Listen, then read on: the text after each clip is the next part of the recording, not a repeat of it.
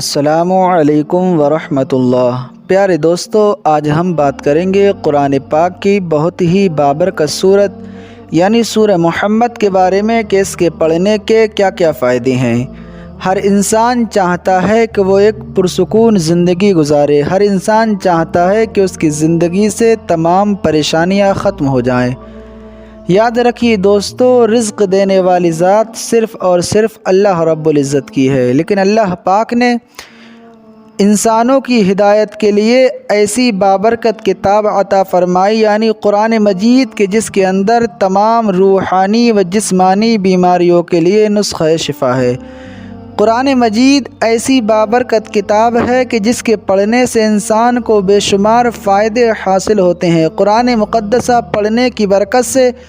اللہ رب العزت انسان کی زندگی میں بے پناہ برکتیں عطا فرماتا ہے، اس کے کاروبار میں برکتیں ہوتی ہیں۔ دوستو، سورہ محمد ایسی بابرکت صورت ہے کہ اگر کوئی شخص روزانہ اس بابرکت صورت کو پڑھنے کی عادت بنا لیتا ہے تو اللہ رب العزت اسے بے پناہ ثواب عطا فرماتا ہے۔ پیارے دوستو، آپ اس بابرکت صورت کو روزانہ اپنی دکان میں، مکان میں، کاروبار میں برکت کے لیے سن لیا کریں۔ انشاءاللہ عز و جل قرآن مجید کی اس بابرکت صورت کی برکت سے اللہ پاک آپ کو بے شمار برکتیں عطا فرمائے گا، آپ کے کاروبار میں برکتیں ہونے لگیں گی۔ آئیے دوستو، اسی بابرکت صورت یعنی سورہ محمد کو سن لیتے ہیں۔ بسم اللہ الرحمن الرحیم۔ الذين كفروا وصدوا عن سبيل الله أضل أعمالهم والذين آمنوا وعملوا الصالحات وآمنوا بما نزل على محمد وهو الحق من ربهم كفر عنهم سيئاتهم وأصلح بالهم ذلك بأن الذين كفروا اتبعوا الباطل وأن الذين آمنوا اتبعوا الحق من ربهم كذلك يضرب الله للناس أمثالهم فإذا لقيتم الذين كفروا فضرب الرقاب حتى إذا أثخنتموهم فشدوا الوثاق فإما منا بعد وإما فداء حتى تضع الحرب أوزارها ذلك ولو يشاء الله لانتصر منهم ولكن ليبلو بعضكم ببعض والذين قتلوا في سبيل الله فلن يضل أعمالهم سيهديهم ويصلح بالهم ويدخلهم الجنة عرفها لهم يا أيها الذين آمنوا إن تنصروا الله ينصركم ويثبت أقدامكم والذين كفروا فتعسا لهم وأضل أعمالهم ذلك بأنهم كرهوا ما أنزل الله فأحبط أعمالهم أفلم يسيروا في الأرض فينظروا كيف كان عاقبة الذين من قبلهم دمر الله عليهم وللكافرين أمثالها ذلك بأن الله مولى الذين آمنوا وأن الكافرين لا مولى لهم إن الله يدخل الذين آمنوا وعملوا الصالحات جنات تجري من تحتها الأنهار والذين كفروا يتمتعون ويأكلون كما تأكل الأنعام والنار مثوى لهم وكأي من قرية هي أشد قوة من قريتك التي أخرجتك أهلكناهم فلا ناصر لهم أفمن كان على بينة من ربه كمن زين له سوء عمله واتبعوا أهواءهم مثل الجنة التي وعد المتقون فيها أنهار من ماء غير ياس وأنهار من لبن لم يتغير طعمه وأنهار من خمر لذة للشاربين وأنهار من عسل مصفى ولهم فيها من كل الثمرات ومغفرة من ربهم كمن هو خالد في النار وسقوا ماء حميما فقطع أمعاءهم ومنهم من يستمع إليك حتى إذا خرجوا من عندك قالوا للذين أوتوا العلم ماذا قال آنفا أولئك الذين طبع الله على قلوبهم واتبعوا أهواءهم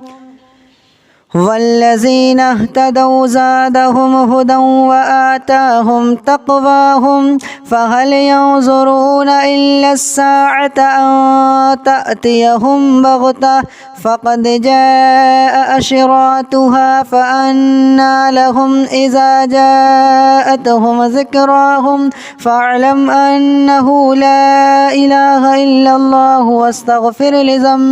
لذنبك وللمؤمنين والمؤمنات والله يعلم متقلبكم ومثواكم ويقول الذين آمنوا لولا نزلت سورة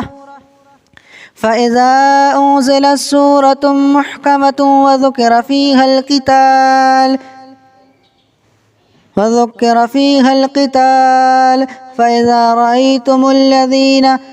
فإذا رأيتم الذين آمنوا وذكر فيه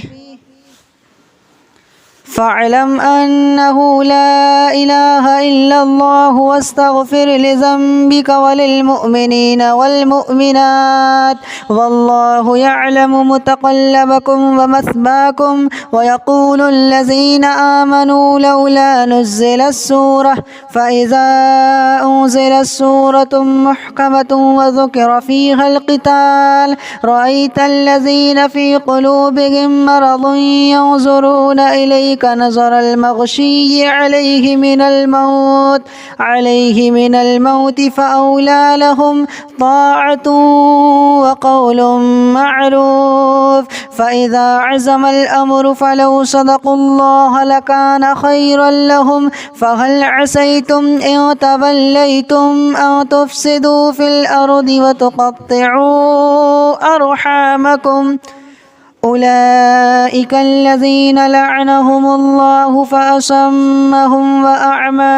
أبصارهم أفلا يتدبرون القرآن أم على قلوب أقفالها إن الذين ارتدوا على أدبارهم من بعد ما تبين لهم الهدى الشيطان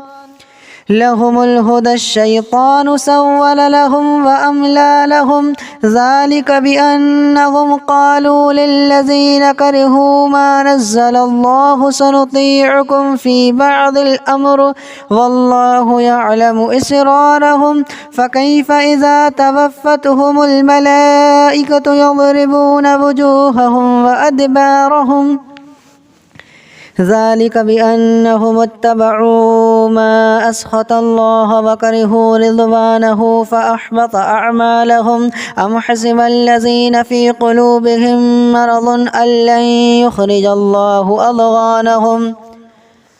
ولو نشاء لأريناكهم فلعرفتهم بسيماهم ولتعرفنهم في لحن القول والله يعلم أعمالكم ولنبلونكم حتى نعلم المجاهدين منكم والصابرين ونبلو أخباركم إن الذين كفروا وصدوا عن سبيل الله وشاقوا الرسول وشاقوا الرسول من بعد ما تبين لهم الهدى لن يضروا الله شيئا وسيحبط أعمالهم. يا أيها الذين آمنوا أطيعوا الله وأطيعوا الرسول ولا تبطلوا أعمالكم. إن الذين كفروا وصدوا عن سبيل الله ثم ماتوا وهم كفار فلن يغفر الله لهم. فلا تهنوا وتدعوا إلى السلم وأنتم الأعلون والله معكم ولن يترككم أعمالكم. إنما الحياة الدنيا لعب ولهب وإن تؤمنوا وتتقوا يؤتكم أجوركم ولا يسألكم أموالكم. إن يسألكموها فيحفكم تبخلوا ويخرج أضغانكم. ها أنتم هؤلاء تدعون لتنفقوا في سبيل الله فمنكم من يبخل ومن يبخل فإنما يبخل عن نفسه والله الغني وأنتم الفقراء وإن تتولوا يستبدل قوما غيركم ثم لا يكونوا أمثالكم.